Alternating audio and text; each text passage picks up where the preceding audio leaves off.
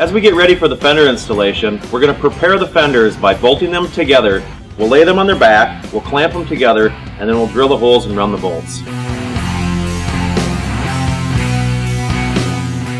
So the first thing you're going to want to do is lay down some type of protective film so you don't get the fenders all scratched up. So whether you use a blanket or some foam or even some towels, that'd be fine. Lay the fenders on their back, put them down, clamp them together so they're nice and secure, make sure everything's level and flat. Then go ahead and drill your holes and run your bolts through with washers.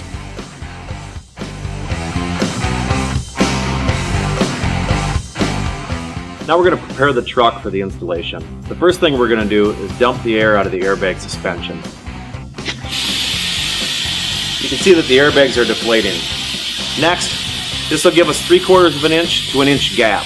Now the goal here is that the fenders will never rub on the tire. To ensure proper clearance on your fifth wheel, you're going to want to make sure you lift the fifth wheel. For this you can use a pipe or a piece of board or whatever. Now you can see that you have proper clearance for your trailer over your fenders.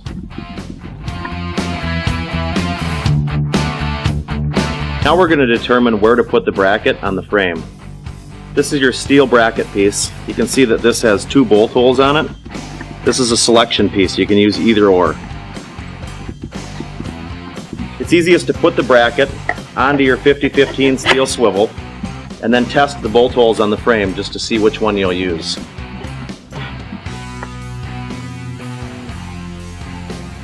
For us, it looks like this one. Once everything's level and ready to go, we're going to figure out where to drill the holes in the fender to accept the paddle bracket. To do this, there's a template that comes with your bracket kit. Simply slide the template in under the bracket. Now you can either tape this onto the fender, or you can hold the fender up, take a grease pencil, mark where your bracket goes, then take the fender off and drill your holes that way. Next we're going to determine which frame hole to use for the center bracket. To do this, hold your center bracket in the middle of the frame and pick which hole works best. You can see here there's 2 holes to choose from, just like on the steel swivel bracket that's used for the paddle.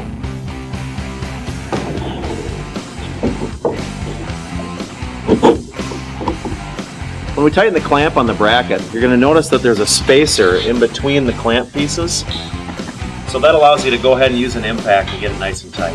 Here's your height adjustment for your center bracket. You'll notice that the holes are slotted.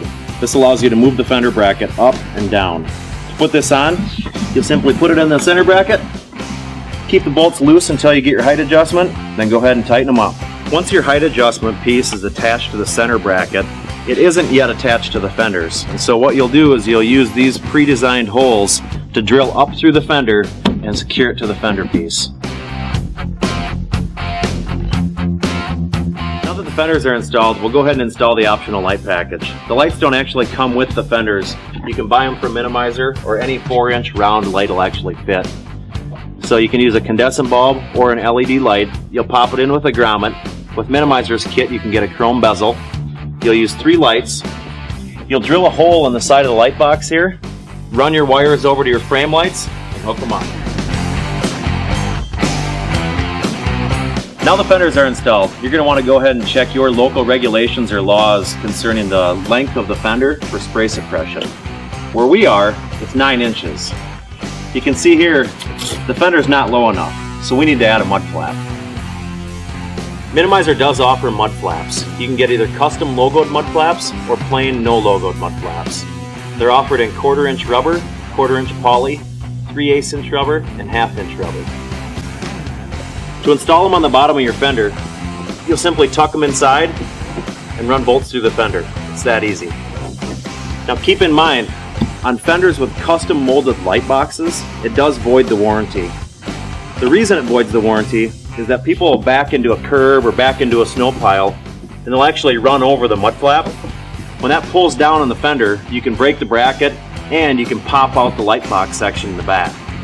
To help avoid this, we recommend that you take a knife or a tin snips and cut or slot the top of the holes so that when it goes up underneath the fender and you back over it with the tire, it'll pull the mud flap off instead of pulling everything down.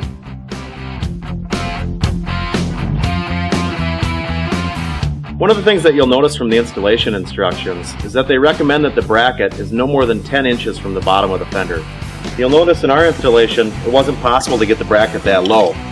This bracket is actually about 17 inches. The reason the bracket needs to be low on the fender is for blowback. And so if you're heading down the interstate at 75 miles an hour and the wind is pushing into the fender, you don't want the fender to be able to push into the tire.